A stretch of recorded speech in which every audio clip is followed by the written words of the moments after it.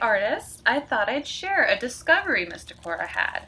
I came across 3 little blue eggs, and I watched these eggs grow up to baby birds. Now I froze the camera so I can explain something real quick. I only visited them once a day for a few seconds. I did not touch the nest. I did not touch the birds or the eggs or anything. I did not disturb them. I didn't want to do that in case the mom got scared and left them. So if you ever come across a nest or baby bunnies or anything like that, please leave it alone, okay? Let it do what it needs to do in nature, okay? Super cute, just don't touch.